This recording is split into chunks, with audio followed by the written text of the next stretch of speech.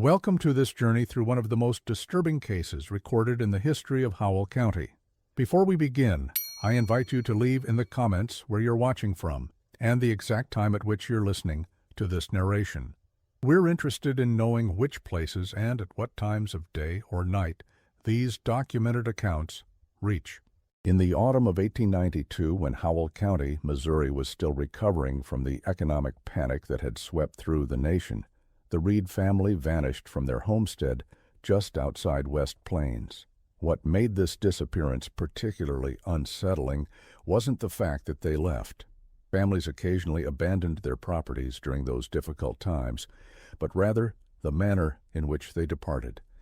According to county records filed on October 17, 1892, Sheriff Thomas Holloway noted that the Reed family home appeared as if the occupants had merely stepped out momentarily. A pot of stew still simmered on the kitchen stove.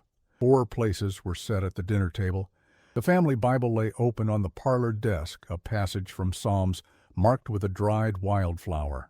The only indication that something was amiss.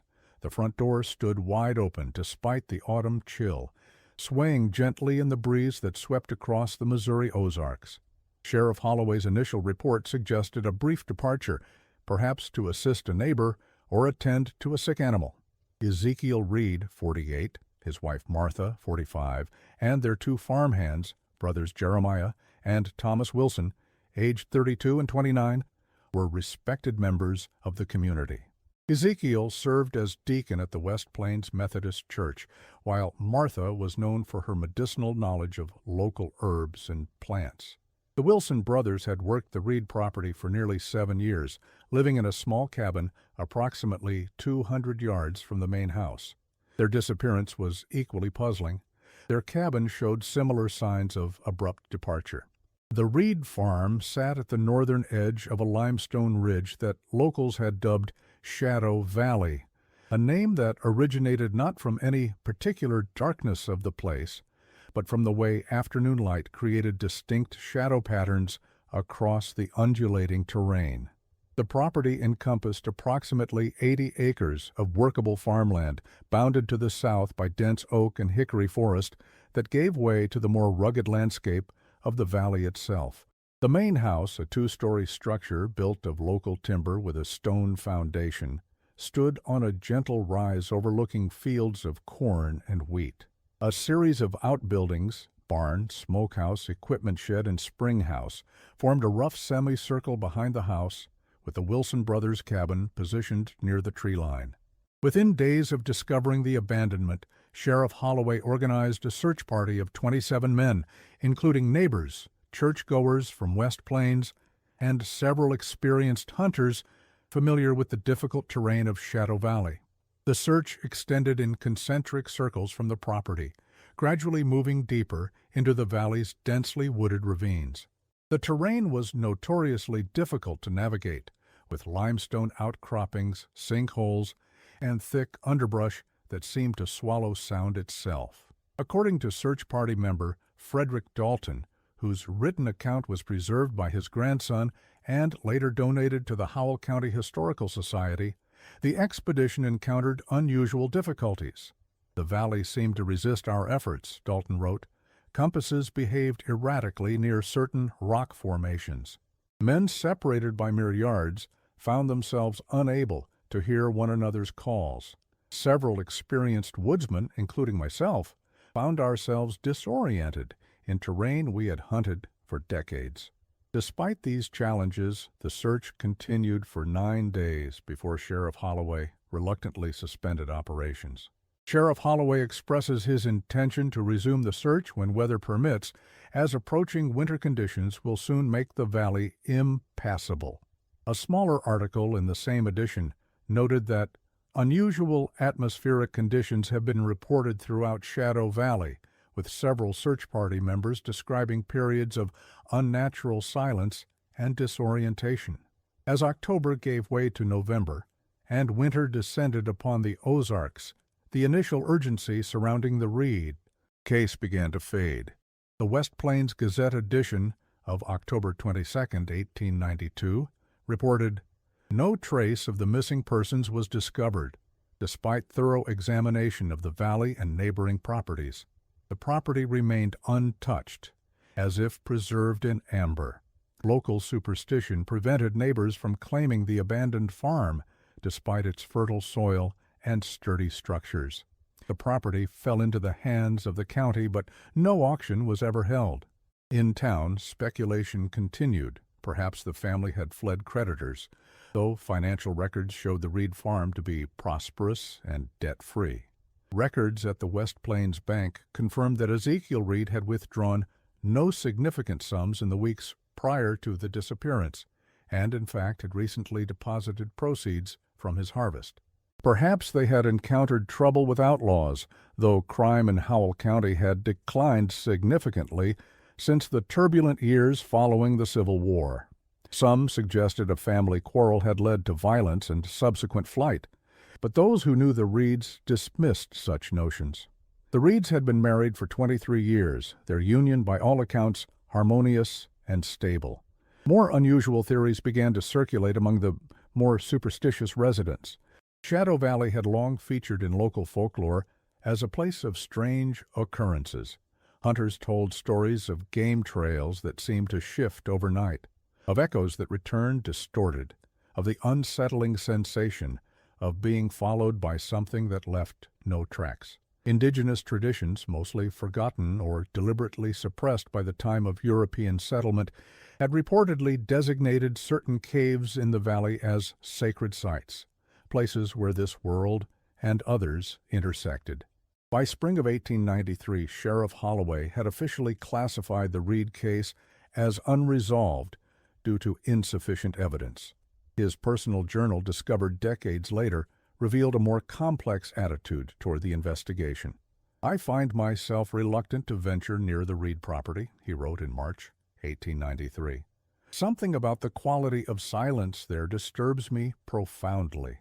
It is not the absence of sound, birds still sing, wind still moves through the trees, but rather a sense that the silence itself is attentive, listening to those who enter its domain."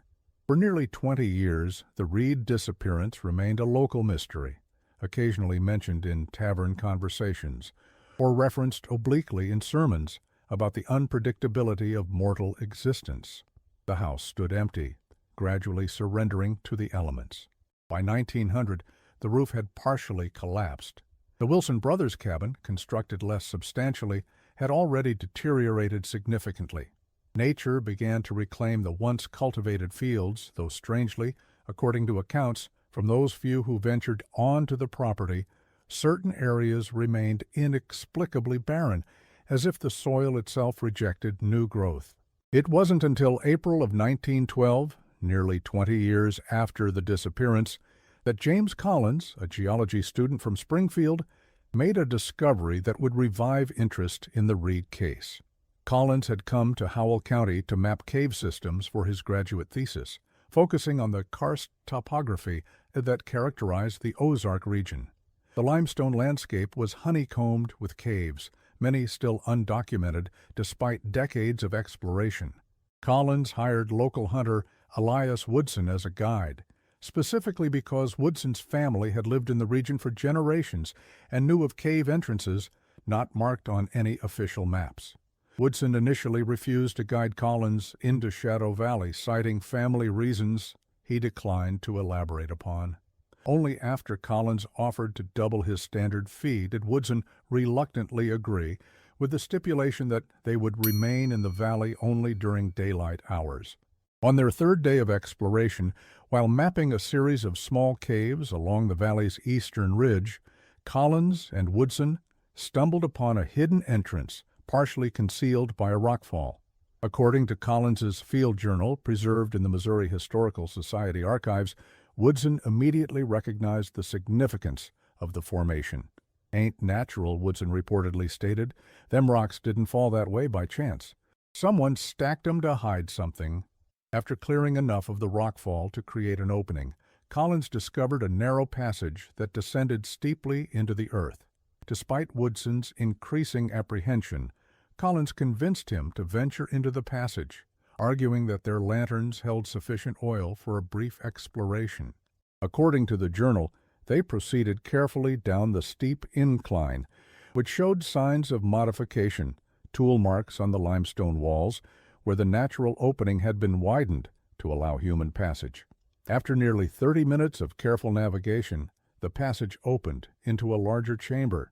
There, Collins reported finding what appeared to be remnants of long-term habitation, crude furniture fashioned from timber, cooking implements, and most disturbingly, 4 sets of initials carved into the limestone wall, ER, MR, JW, and TW, matching the initials of the missing Reed family and Wilson brothers. Collins's journal describes the chamber in meticulous detail, approximately 30 feet in diameter, with a ceiling height of about 12 feet at its center, a small natural spring emerging from the far wall, creating a shallow pool before disappearing into a narrow fissure, remnants of at least a dozen tallow candles, a collection of crude wooden bowls and utensils, and most unusually, a series of concentric circles etched into the stone floor surrounding a central depression. Woodson, according to Collins, became increasingly agitated upon discovering the initials. "We need to leave," he reportedly insisted. "This ain't right. The valley took them, and it'll take us too if we linger." Collins, driven by scientific curiosity and the potential significance of their discovery, convinced Woodson to remain long enough to document their findings with rough sketches and notes. Collins immediately reported his findings to the Howell County Sheriff's Office, now under the leadership of William Barnett.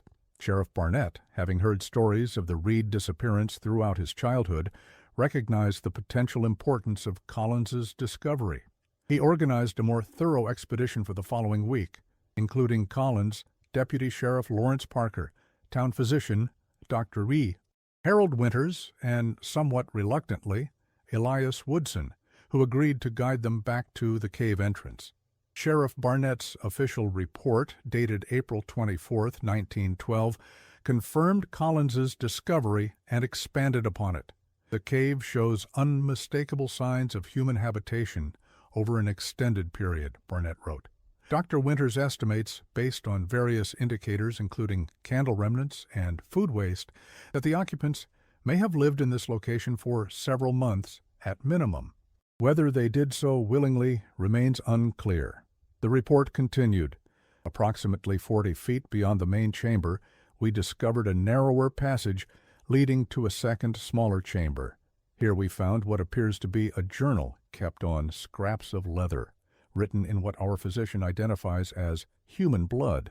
The text is largely illegible due to moisture damage, but certain phrases remain discernible, including repeated references to what watches from the dark and the silence that speaks.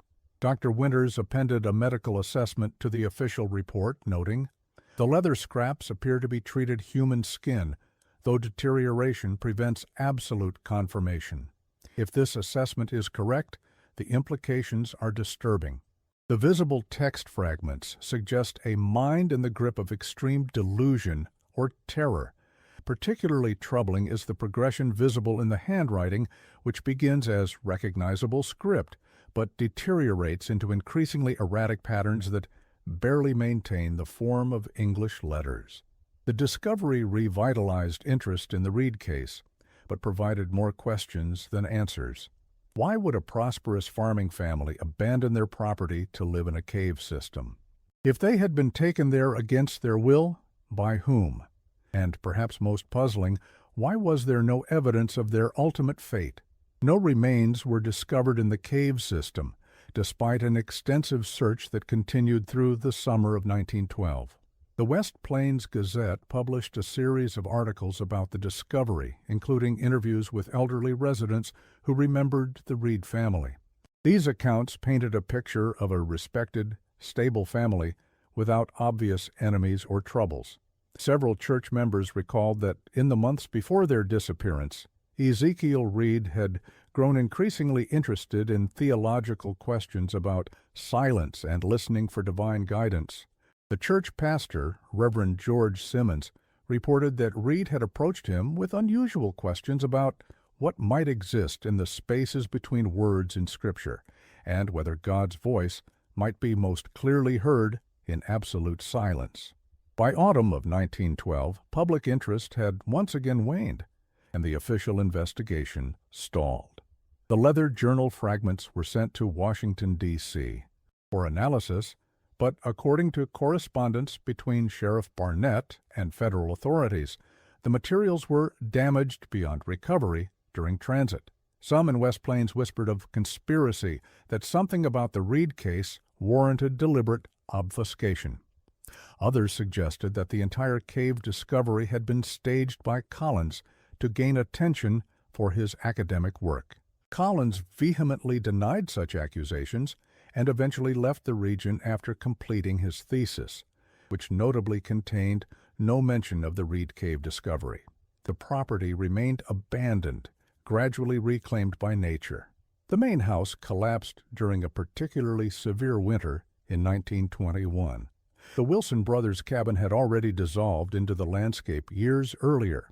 By 1930, only the stone foundation of the Reed home and the rusted remains of farm equipment marked the location of the once prosperous homestead. Interest in the case might have faded entirely into obscurity if not for Margaret Holloway, granddaughter of the original investigating sheriff. In 1947, while organizing her late grandfather's personal effects after inheriting his home in West Plains, she discovered a locked wooden box hidden in the space beneath a floorboard in his study. The box contained items never mentioned in the official reports: a leather-bound journal belonging to Martha Reed, dating from January to October 1892, a sealed envelope addressed to Thomas Holloway with instructions that it should be opened only in the event of the Reed family's disappearance, a small cloth bag containing what appeared to be crystalline mineral fragments, and a hand-drawn map of what appeared to be cave passages marked with cryptic notations. Margaret Holloway, then a librarian at the West Plains Public Library, recognized the historical significance of her discovery. Rather than turning the materials over to local authorities, whom her grandfather had apparently distrusted enough to keep these items secret, she contacted Professor Arthur Kingsley at the University of Missouri. Kingsley, a respected historian specializing in Ozark folklore and history, arrived in West Plains within the week. After examining the materials, Kingsley convinced Margaret to allow him to take the items back to Columbia for more thorough analysis. His subsequent correspondence with Margaret, preserved in the university archives, reveals his growing fascination with the case. "What your grandfather concealed goes beyond a simple missing persons case," he wrote in May 1947. "The materials suggest knowledge of phenomena that challenges conventional understanding of both historical events and natural law." Kingsley spent the next 2 years conducting research into the Reed case, making multiple trips to Howell County to interview elderly residents who might have had first-hand knowledge of the family or the original investigation. He also attempted to locate the cave entrance described in the 1912 reports, but found the terrain had changed significantly due to natural erosion and deliberate alteration. Local landowners had apparently filled in several cave entrances in the decades since the original discovery. What follows is drawn from Kingsley's subsequent analysis, published in a limited academic circulation in 1949 and later sealed in university archives until 1968, due to what university administrators deemed potentially disturbing content inappropriate for general readership. Martha Reed's journal began innocuously enough, detailing the daily operations of the farm, weather conditions, and local events. Her writing style was educated and precise, reflecting her background as a schoolteacher before her marriage to Ezekiel. The early entries documented typical rural life, crop rotations, livestock management, preserving food, occasional social gatherings, and church activities. She wrote of Ezekiel with evident affection, describing him as steadfast as the hills and possessed of a quiet wisdom that grows from deep roots. In March 1892, however, the tone shifted markedly. Martha wrote of Ezekiel's increasing preoccupation with the limestone formations on their property. According to her entries, Ezekiel had discovered a narrow fissure in the rear of an equipment shed during repairs after winter storm damage. The fissure, barely wide enough for a man to squeeze through, appeared to connect to a larger cave network. Martha's entry from March 17th states, "E. returned from the caves again today, silent and distant. When pressed about his explorations, he merely shook his head and said, 'It goes deeper than seems possible.' He has forbidden me from entering the fissure, which suits me well enough. There is something about the air that emerges from that opening, stale yet somehow alive, that unsettles me greatly." By April, Martha noted that Ezekiel had begun recruiting the Wilson brothers in his explorations. The three men would disappear into the fissure for hours, sometimes not returning until well after dark. They spoke little of what they found, though Martha recorded overhearing fragments of their hushed conversations, mentions of chambers large enough to house our entire church congregation, and formations unlike any limestone known to man. A particularly troubling entry from April 22nd reads, "E. brought something back from below today, a crystalline formation, unlike anything I have seen. When held to the light, it seems to shift and change, not in color, but in some quality more difficult to name.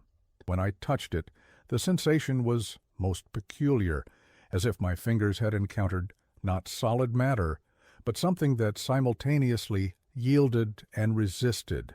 E. became agitated when he saw me handling it and immediately returned it to his pocket. He has been sitting in his study since supper, holding the object and listening to it. Yes, listening, as if the stone itself might speak." The journal entries through May and June document a gradual but unmistakable change in the behavior of all three men. They grew increasingly withdrawn, often working in complete silence. Ezekiel ceased attending church functions, claiming illness when pressed by neighbors. The Wilson brothers, once known for their boisterous singing while working the fields, fell entirely silent. Martha noted that they began to communicate with subtle hand gestures rather than words, as if, she wrote, they had learned a new language in those depths, one without sound. Perhaps most troubling were Martha's observations about their physical changes. By July, she wrote that the men had developed an uncanny ability to see in near darkness, often navigating the house and property without lamps after sunset. Their skin had taken on an unnatural pallor like fish flesh left too long in brine. And most disturbing of all, they had begun to exhibit what she described as unnatural stillness, the ability to remain motionless for hours, barely appearing to breathe, their eyes fixed on empty space as if watching something only they could perceive. On July 17th, Martha wrote, "I woke in the night to find E's side of the bed empty. Thinking he might be troubled with his digestion again, I checked the outhouse, then the kitchen. I found him standing in the yard, perfectly motionless, his head tilted slightly, as if listening. The moon was bright enough to see that his eyes were open, yet he seemed unaware of my presence until I touched his arm. He startled violently, then looked at me with an expression I have never seen before, not anger or fear, but something like surprise at my existence. 'Can't you hear it?' he asked. When I said I heard nothing but night insects and the distant call of a whippoorwill, he shook his head with what appeared to be pity. 'Not yet,' he said, 'but you will.' By August, Martha's entries grew increasingly concerned. She noted that Ezekiel had begun sleeping during daylight hours and remaining awake through the night. The Wilson brothers adopted a similar pattern. Their farm work continued, but with a mechanical quality that Martha found disturbing. They moved through their tasks like men fulfilling obligations they no longer understand, she wrote on August 3rd. The wheat is harvested, the animals tended, the repairs completed, yet all without the natural rhythms of life that once animated their labor. They work as if performing in a theatrical production of farming, approximating motions they have forgotten the purpose of. On August 15th, Martha described finding Ezekiel and the Wilson brothers engaged in what she termed a peculiar ritual in the equipment shed that housed the fissure. They sat in a triangle around the opening, each with one hand placed on the stone edge, their eyes closed. No words were spoken, yet they appeared to be in communication. Occasionally one would nod slightly or tilt his head, as if responding to an unheard question. They remained thus for over an hour, until Thomas Wilson suddenly opened his eyes and stared directly at where I watched from the doorway. I had made no sound, cast no shadow, yet he knew precisely where I stood.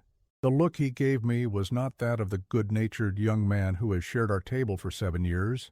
It was the look of a sentinel, identifying an intruder. By September, Martha's journal entries became shorter but more urgent in tone.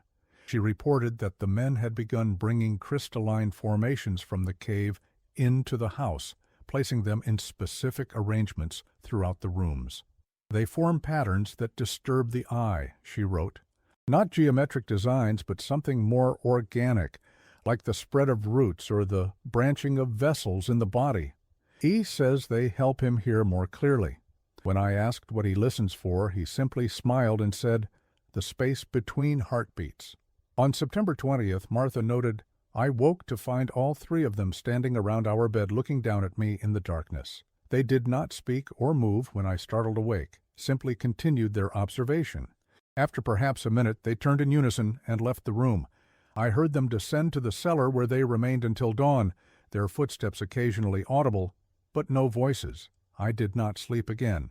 The final dated entry in Martha's journal, October 14, 1892, 3 days before the official report of their disappearance, reads simply, "They insist I must see what they have found. E says it will explain everything. We go tomorrow at dawn. May God forgive us for our trespasses."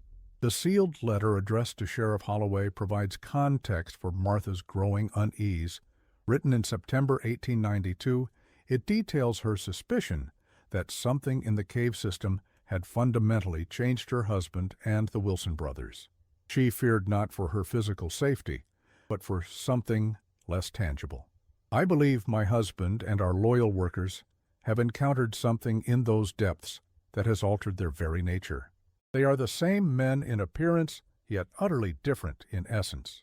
There is a vacancy behind their eyes, as if the men I knew have been hollowed out, and something else now looks through those familiar windows." Martha went on to describe unusual occurrences on the property. Livestock that refused to approach the equipment shed concealing the fissure, birds that fell silent when the men emerged from their explorations, the family dog that disappeared after following the men to the cave entrance one August morning. Most notably, she described the men's growing obsession with sound, or rather, its absence. They crave silence with an intensity that borders on madness, she wrote. E has stuffed rags beneath every door and window to muffle the natural creaks of our home. The ticking of the mantel clock drove him to such distraction last week that he took a hammer to its workings. The Wilson boys startle violently at the sound of my cooking pots or the rustle of my skirts. Yet they spend hours listening to the air flowing from that dreadful fissure, their heads cocked like hunting dogs catching a distant scent. Martha described one particularly disturbing incident in late September. "Yesterday, a traveling tinker came to our door. Before I could speak with him, E emerged from the house and engaged the man in conversation. I observed from the window, as E led him toward the equipment shed, apparently to show him something requiring repair. They disappeared inside for perhaps 20 minutes. When E emerged alone, I asked after the tinker. He heard it, he said with a smile, unlike any expression I have seen on my husband's face in our 23 years of marriage. He's listening more carefully now." The tinker's wagon remained by our gate until nightfall, when the Wilson boys hitched our mule to it and drove it away. The animal returned the following morning, alone. The letter concludes with a statement that Sheriff Holloway apparently found too disturbing or implausible to include in official reports. "Should we disappear, Thomas, do not seek us in the world of men. We will have gone below to join what they have found there, or perhaps what has found them. They speak of it only in whispers, calling it the listener in the deep. I fear it has been listening for a very long time, and now it has heard us." Professor Kingsley's analysis attempted to place the Reed case in the context of Ozark folklore and geological realities.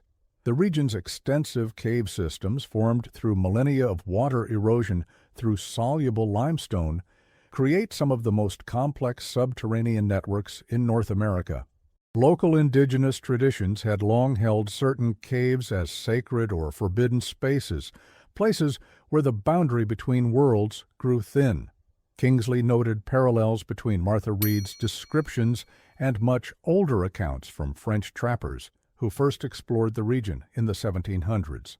One such account, preserved in the archives of the Missouri Historical Society, describes an expedition that ventured into a cave system near what is now Howell County.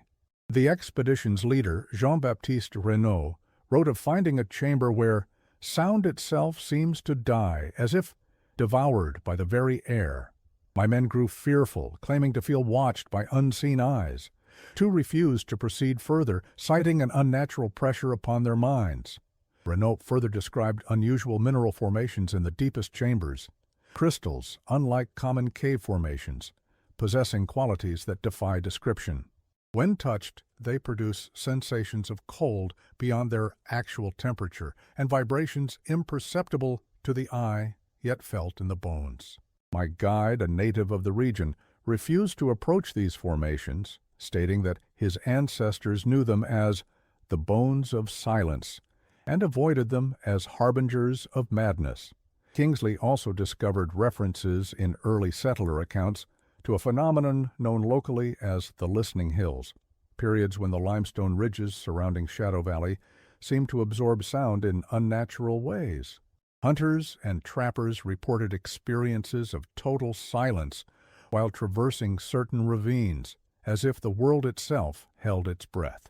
These accounts often included descriptions of subsequent disorientation, lost time, and persistent sensations of being observed by unseen presences. Particularly intriguing to Kingsley was an account from 1859, when a survey team mapping the region for railroad development reported discovering a peculiar acoustic anomaly in Shadow Valley. The team's notes describe a circular depression, approximately 50 feet in diameter, where sounds from outside the circle became inaudible upon crossing the boundary, while sounds generated within the circle produced no echoes and seemed to diminish more rapidly than natural acoustic properties would explain. The team's engineer, William Harrison, wrote, "It is as if the very substance of the air changes within this boundary, becoming more dense or perhaps more hungry for sound waves. The effect is most pronounced at the center of the depression, where even the sound of one's own heartbeat seems muffled." The academic community largely dismissed Kingsley's work as sensationalistic interpretation of what was likely a mundane, if tragic, case of family disappearance. His critics suggested that the Reed family had simply abandoned their property due to financial troubles undocumented in official records, or perhaps fled after involvement in criminal activity. The cave findings were explained away as evidence of temporary habitation by transients or outlaws unrelated to the Reed case. Kingsley's academic reputation suffered from his association with the case. His request for funding to conduct a more thorough investigation of the Shadow Valley cave system was denied. His teaching position at the University of Missouri was not renewed for the 1950-51 academic year. He continued his research independently, but published nothing further on the Reed case before his death in a single-vehicle accident in 1953. According to the police report, Kingsley's car veered off Route 17 near West Plains, plunging into a ravine. The accident occurred at night during clear weather conditions, with no obvious explanation for the vehicle's departure from the roadway. The investigating officer noted one unusual detail. No skid marks were present, suggesting the driver made no attempt to brake or correct course. The vehicle appears to have been driven straight off the road at normal traveling speed. The report also mentioned that residents of a farmhouse approximately half a mile from the accident site reported hearing no crash or impact sound, despite the significant damage to the vehicle upon striking the ravine floor. Interest in the Reed case remained dormant until 1968, when journal fragments and photographs from Kingsley's personal research collection were discovered during renovation of his former office at the university.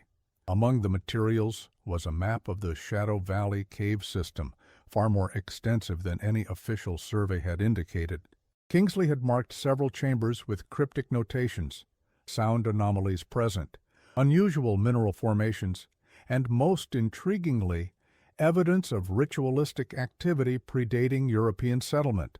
The discovery of Kingsley's materials coincided with a period of renewed academic interest in acoustic phenomena in natural settings. Dr. Eleanor Harper, a geologist specializing in cave acoustics, found Kingsley's notes compelling enough to warrant a new expedition. In May 1968, Harper secured funding from the university for what was officially designated as a study of acoustic properties in limestone cave systems, deliberately avoiding mention of the Reed case in her proposal. Harper assembled a small team: herself, graduate assistant Michael Collins, audio technician Robert Chen, and local guide Samuel Woodson, grandson of Elias Woodson, who had accompanied James Collins in 1912. Like his grandfather, Samuel initially expressed reluctance to venture into Shadow Valley, but agreed when Harper framed the expedition in purely scientific terms. Their findings, documented in Harper's field journal and equipment recordings, provide the most scientific analysis of the phenomena that may have affected the Reed family and Wilson brothers. The team spent 10 days exploring various cave systems in the region, gradually working their way toward the area indicated on Kingsley's map. Modern equipment allowed them to document acoustic properties with precision unavailable to earlier investigators. Harper's team discovered that certain chambers within the cave system exhibited unusual acoustic properties, not simply the echo effects common to large caverns, but rather what she termed selective frequency absorption. Ordinary sounds, like voices or equipment noise, seemed to diminish rapidly, while very low-frequency sounds, nearly at the threshold of human hearing, appeared to amplify and resonate throughout the network. On the seventh day of the expedition, following Kingsley's map, they located what appeared to be the entrance to the deeper network where the most significant anomalies had been reported. The entrance had partially collapsed in the intervening years, requiring several hours of careful excavation to create a passage large enough for team members to navigate safely. Most significant was Harper's discovery of a chamber approximately 400 feet below the surface, accessible only through a narrow vertical shaft that showed signs of human enlargement, tool marks consistent with late 19th century mining implements. This chamber, roughly circular and about 40 feet in diameter, contained what Harper described as acoustically reflective surfaces unlike any natural formation previously documented. The walls of this chamber were lined with a crystalline mineral that preliminary analysis identified as a rare form of selenite, a variety of gypsum. The crystals formed intricate, almost organic-looking patterns across every surface. Most unusually, these crystal formations appeared to vibrate in response to certain frequencies, creating what Harper described as auditory feedback loops that could potentially induce altered states of consciousness in persons exposed to them for extended periods. At the center of this chamber, Harper's team discovered a circular depression approximately 6 feet in diameter, surrounded by stone seating arrangements that appeared to be deliberately constructed rather than natural formations. The depression contained a fine, powdery substance later identified as a mixture of pulverized bone, both animal and human, and a mineral compound that could not be conclusively identified with the technology available in 1968.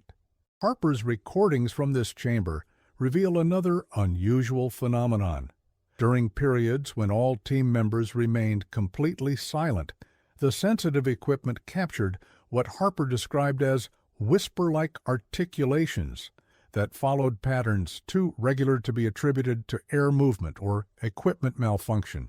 Spectrographic analysis indicated these sounds occurred within frequency ranges at the very threshold of human hearing, perceivable not as distinct sounds, but rather as a sense of pressure or presence. In her field journal, Harper noted, "The acoustic properties of this chamber appear designed, whether by natural processes or human intervention, remains unclear, to amplify certain frequencies while dampening others. The net effect creates what might be described as pockets of silence surrounded by areas of enhanced resonance. Standing at certain points within the chamber, one can hear a whisper from 40 feet away with perfect clarity, while at other points, a shout from a few feet away becomes nearly inaudible." The expedition was cut short when 2 team members experienced acute psychological distress after spending approximately 3 hours in the central chamber. Audio technician Robert Chen reported sudden onset of auditory hallucinations, describing them as voices that speak without words, communicating directly into my thoughts. Graduate student Michael Collins similarly reported a sensation of being observed by something ancient and patient, something that exists primarily as attention rather than physical form.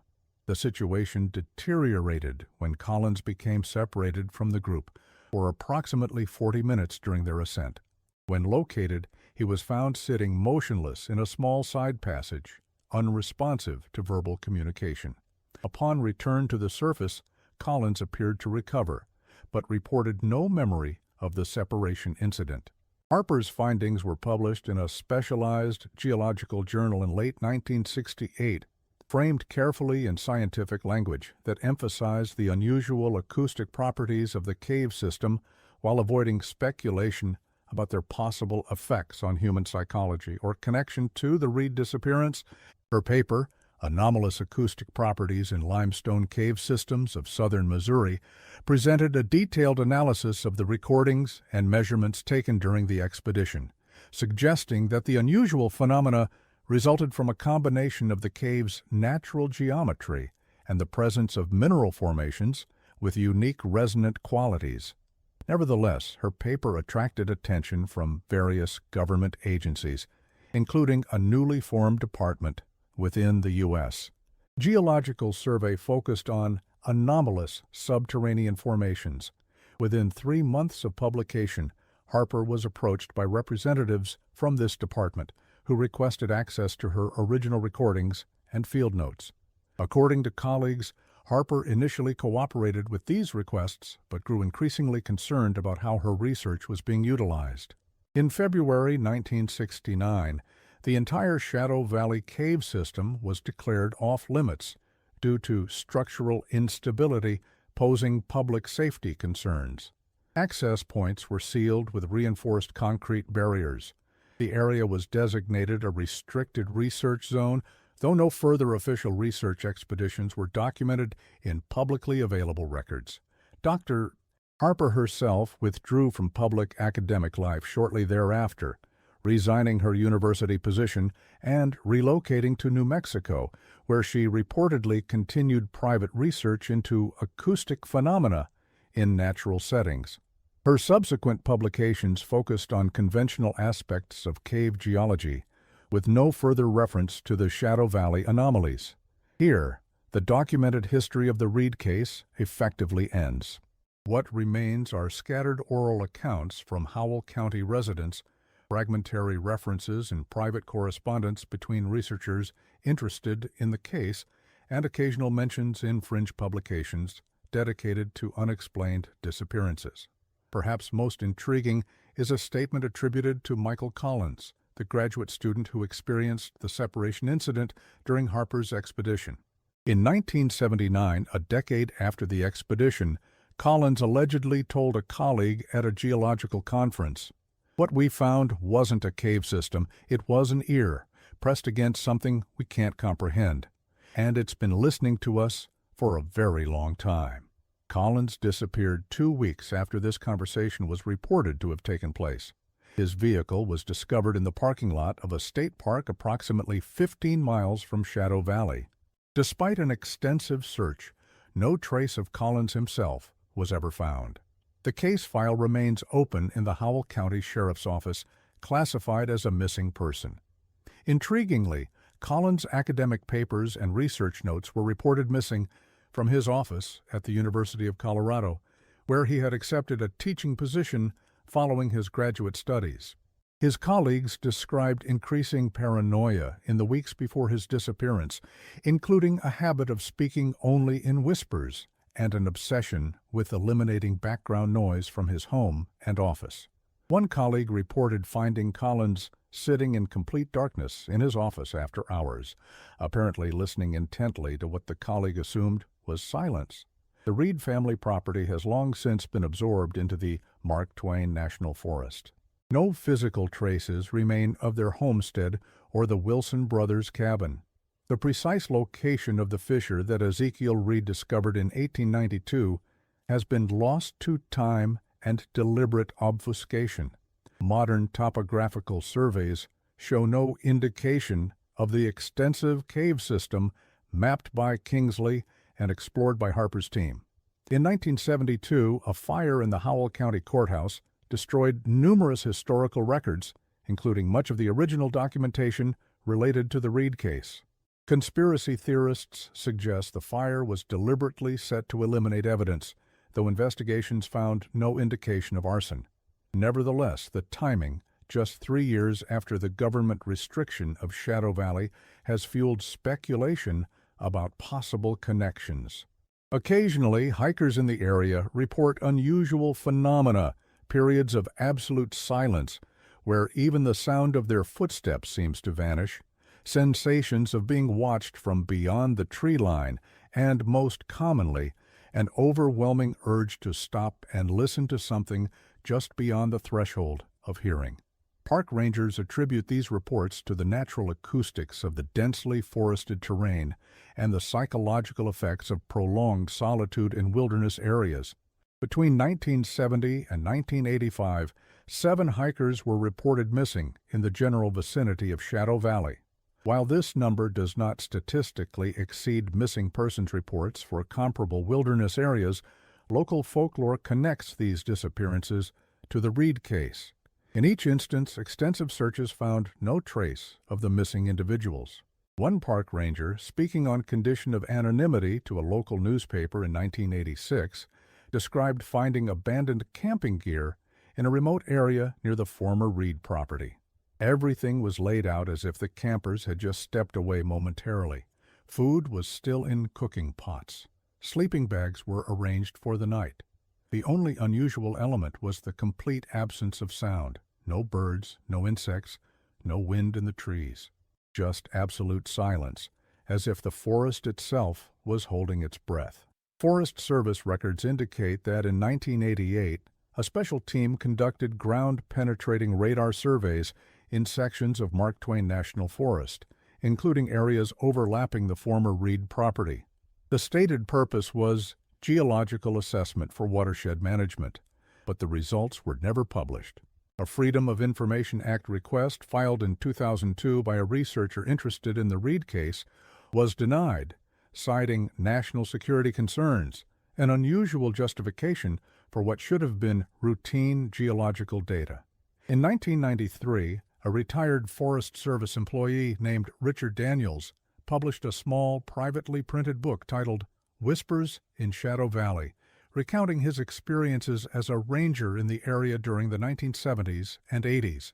Daniels described multiple instances of acoustic anomalies encountered while patrolling the region, zones where radio communication inexplicably failed, areas where normal forest sounds abruptly ceased, and, most disturbingly, what he termed voice mimicry, hearing what sounded like colleagues or lost hikers calling from directions that proved empty upon investigation.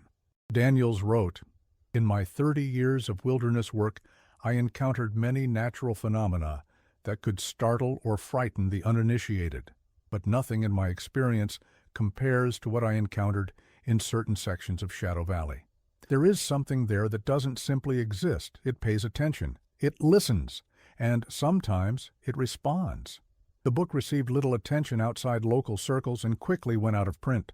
Daniels died in 1997 from natural causes, according to his obituary. His personal papers, including research notes for his book, were reportedly donated to the Howell County Historical Society, but were later found to be missing from the Society's archives.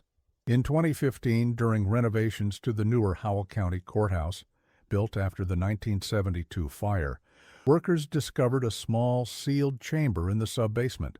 Inside was a metal box containing what appeared to be Sheriff Thomas Holloway's personal effects, including a journal with entries spanning from 1890 to 1893. The journal had suffered water damage, rendering many entries illegible, but several passages pertaining to the Reed case remained readable. The final entry, dated November 2, 1892, 2 weeks after the Reed family's disappearance was officially reported, provides the most direct insight into Holloway's private thoughts on the case. I have sealed the fissure as best I could, using dynamite to collapse the entrance. The sounds from within have ceased, but I know not whether this indicates success or something far worse, that it no longer needs to listen, having heard all it required.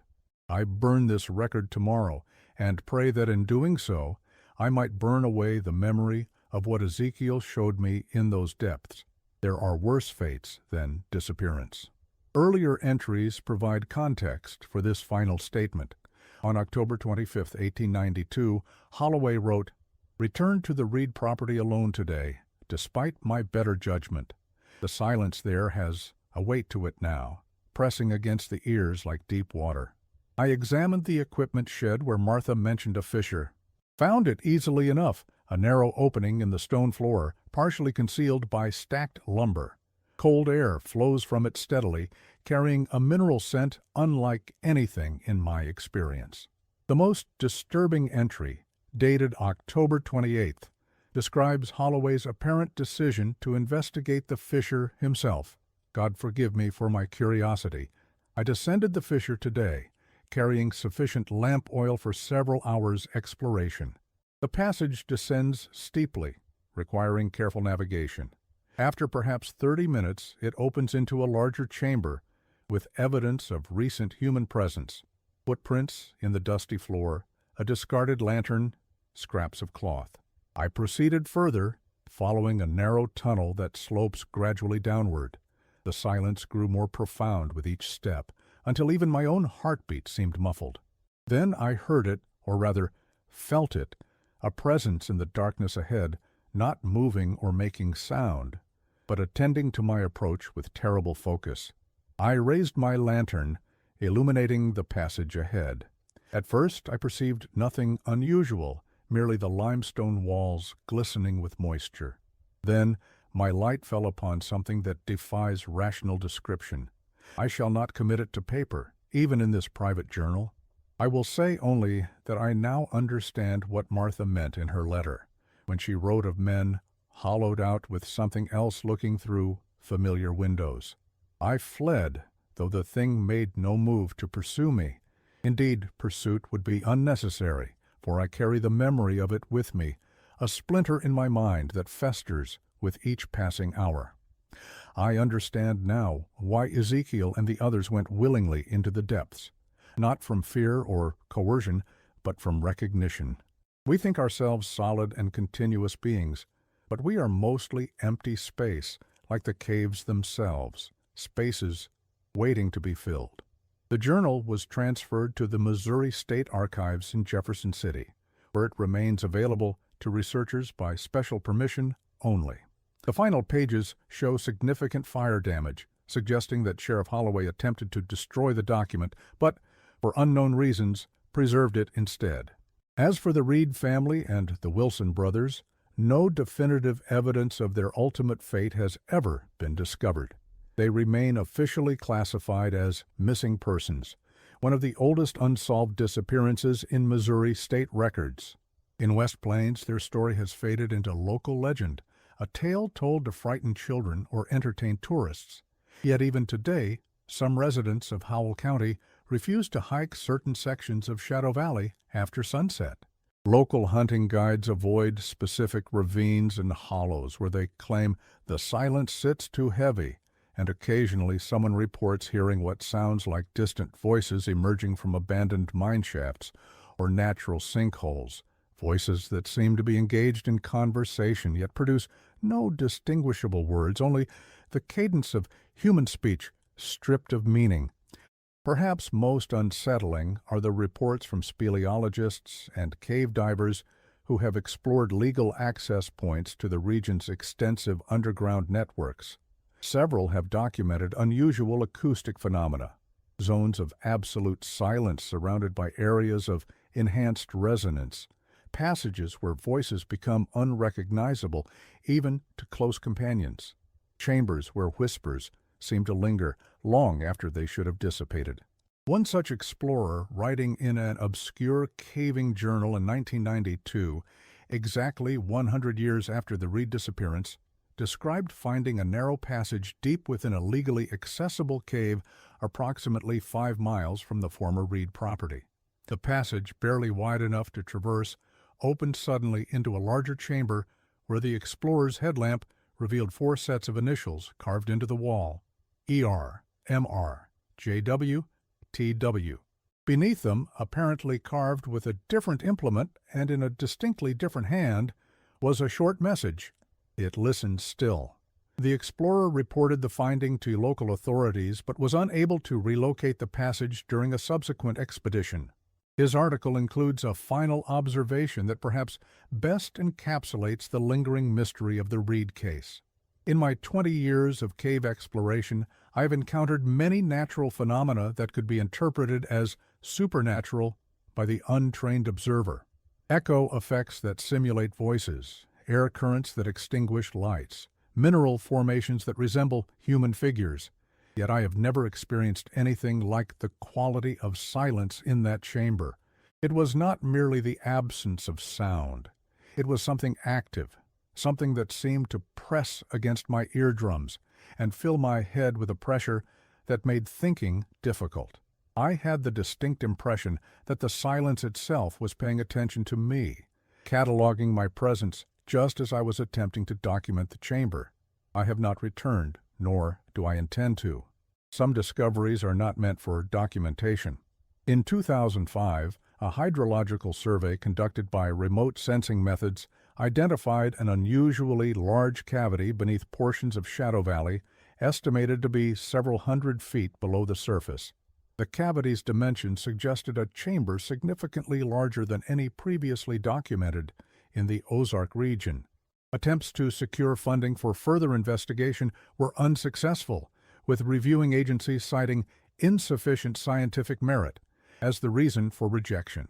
Peculiarly, digital mapping systems and satellite imagery services like Google Earth contain subtle distortions in their rendering of Shadow Valley. Topographical features appear slightly shifted from their actual positions. Elevation data shows inconsistencies when compared to traditional surveys, and certain sections of the valley appear blurred or obscured in aerial photography. When questioned about these anomalies, mapping service representatives typically cite data processing artifacts or atmospheric interference during image capture. The Reed family homestead remains a blank space on modern maps, deliberately excluded from hiking trails and tourist information. Shadow Valley continues to be one of the least developed areas within the Mark Twain National Forest, despite its natural beauty and potential recreational value. Official reasons cite environmental protection and fragile ecosystems. Those familiar with the Reed case sometimes suggest different motivations for keeping the public at a distance. In recent years, acoustic researchers using advanced equipment have noted unusual patterns in ambient sound recordings made throughout Shadow Valley, patterns that some claim bear similarities to extremely slowed-down human speech. These patterns occur primarily in the infrasonic range, below the threshold of human hearing, and follow structures too regular to be attributed to natural phenomena. However, mainstream scientific publications have rejected papers analyzing these patterns, citing methodological concerns and insufficient peer review. Local oral traditions persist, passed down through generations of Howell County residents. They speak of the listening places, areas where silence gathers and thickens like fog. They warn against remaining too long in complete silence, lest it notice your presence. Most tellingly, they caution against caves where the rock remembers voices, and the darkness has attention. In the words of Martha Reed, written just days before she vanished into the silence of those ancient caves, some things should remain unheard, and some silences should never be broken. I fear we have done both. Perhaps the most appropriate epitaph for the Reed family comes from Sheriff Holloway's partially burned journal in a passage that survived the flames. The true horror is not that something might emerge from those depths to claim us. It is that we might recognize it when it does, recognize it as something that has always been within us, waiting for the right kind of silence to make itself known. Shadow Valley keeps its secrets. The limestone hill stands sentinel over forgotten passages that wind their way into darkness, and somewhere in that darkness, perhaps, 4 people who once lived in sunlight now exist in eternal silence, listening to something that has been listening to us all along.